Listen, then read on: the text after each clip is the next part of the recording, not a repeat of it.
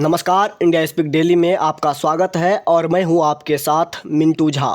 जम्मू कश्मीर के पुलवामा जिले में आतंकवादियों ने रविवार को 40 साल के कश्मीरी पंडित संजय शर्मा की गोली मारकर हत्या कर दी। यह इस साल कश्मीर में टारगेट किलिंग की पहली घटना है। इस घटना के बाद कश्मीरी पंडितों में एक बार फिर गुस्सा, दुख और नाराजगी है, जिसको लेकर कई जगह विरोध प्रदर्शन किया गया और इस घटना के लिए जिम्मेदार आतंकवादियों के खिलाफ कड़ी कार्रवाई करने की मांग की गई।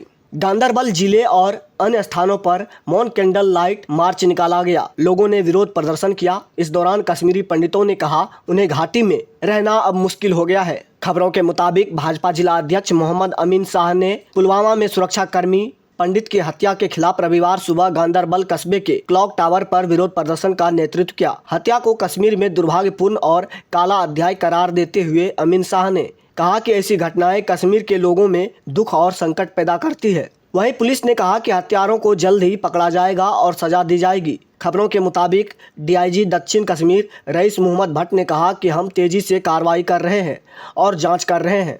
एलजी मनोज सिन्हा ने शोक संतप्त परिवार के प्रति अपनी संवेदना व्यक्त की और कहा कि सुरक्षा बलों को आतंकवाद के ऐसे कृत्यों का दृढ़ता और निर्णायक रूप से मुकाबला करने के लिए खुली छूट दी गई है। अब इसको लेकर कश्मीरी पंडित संघर्ष समिति सवाल खड़े कर रहे हैं और कह रहे हैं कि सरकार और बीजेपी 15 लाख कश्मीरी आबादी को संभाल नहीं सकते हैं और पीओके बलूचिस्तान को नियंत्रित करना चाहते हैं। कश्मीरी पंडितों को कश्मीर में बेमौत मारा जा रहा है और केंद्रीय गृह मंत्रालय और जम्मू एंड कश्मीर के एलजी कार्यालय को बता दें कि कश्मीर इस दुनिया में कश्मीरी पंडितों के लिए सबसे खतरनाक जगह है। कश्मीर में यह कोई पहली घटना नहीं है। कश्मीर में कश्मीरी पंडित हो या फिर प्रवासी मजदूर, कश्मीर में हिंदुओं की आए दिन लगातार हत्याएं की जा रही है, चाहे धारा 370 के पहले हो या धारा 370 के बाद, लेकिन टारगेट किलिंग कश्मीर में नहीं रुक रही है। अगर बात करें 2022 की तो 2022 में जम्मू कश्मीर में मारे गए 19 नागरिकों में 8 प्रवासी मजदूर थे। इसके अलावा 5 कश्मीरी पंडित, 3 ग्रामीण प्रतिनिधि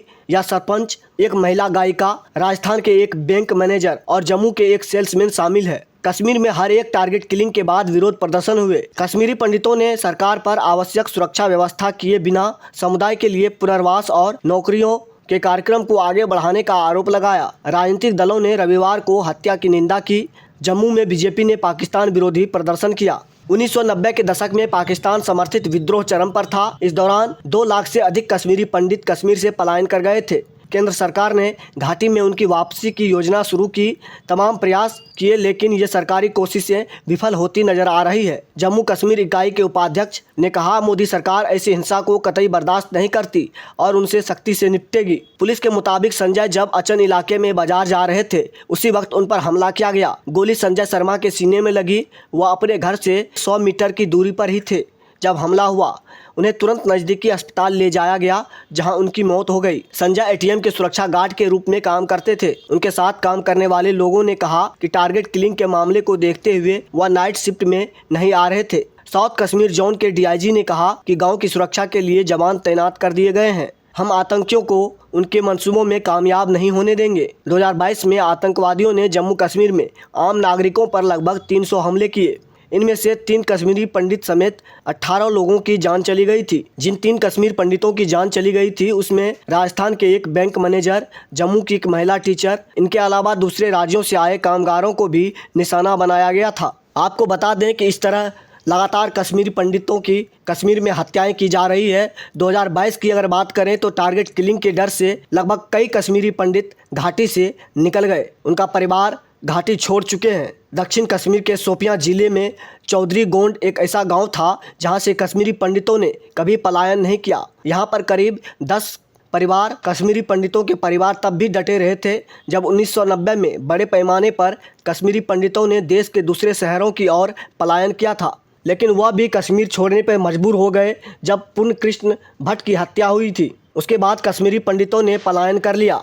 कश्मीरी पंडितों की एक पड़ोसी ने एक न्यूज एजेंसी को बताया कि कश्मीरी पंडितों की हत्या के बाद सभी पंडित परिवार डरे और सहमे थे और इसी कारण से वह यहां से जम्मू की तरफ पलायन कर चुके। गांव का मंदिर सुनसान हो गया और अब यहां सुबह कोई पूजा पाठ भी नहीं हो रहा। कश्मीर में पिछले साल अप्रैल के महीने में जब कश्मीरी पंडितों की हत्याओं का सिलसिला शुरू हुआ था, तब भी चौधरी गोंड सुफियान में कश्मीरी पंडित नहीं डरे थे, लेकिन अपनी आंखों के सामने एक कश्मीरी पंडित की आतंकियों द्वारा हत्या के बाद गांव में रह रहे परिवारों ने पलायन कर लिया। एक तरफ सरकार जहां कश्मीरी पंडितों की सुरक्षा देने की बात कर रही है, वहीं सरकार कश्मीरी पंडितों को सुरक्षा देने में विफल रही और यही कारण है कि कश्मीरी पंडितों ने कश्मीर से पलायन किया और अब वह कश्मीरी पंडित भी कश्मीर छोड़कर जा रहे हैं जो 3 दशक के आतंकवाद के बावजूद कश्मीर में डटे रहे। गौरतलब है कि जम्मू कश्मीर में टारगेट किलिंग की घटनाएं लगातार बढ़ रही है और सरकार है कि राजनीति के चक्कर में उनके कानों में जूं तक नहीं रेंगती। सिर्फ बातें तो बड़ी बड़ी होती है कि कश्मीरी पंडितों को कश्मीर में बसाया जाएगा, लेकिन अपने आप को हिंदुत्ववादी सरकार कहने वाली बीजेपी सरकार सत्ता में आए हुए 8 साल हो गए, लेकिन अभी तक कश्मीरी पंडितों को बसाने की बात तो छोड़िए, उन्हें सही ढंग से सुरक्षा मुहैया भी नहीं कराई जा रही है। आए दिन जिस तरीके से कश्मीरी पंडितों की हत्याएं हो रही है, वह सरकार पर एक सवालिया निशान खड़ी कर रही है। अभी के लिए फ़िलहाल इतना ही। तो इसी तरह की महत्वपूर्ण जानकारी के लिए बने रहिए इंडिया स्पीक डेली के साथ। धन्यवाद।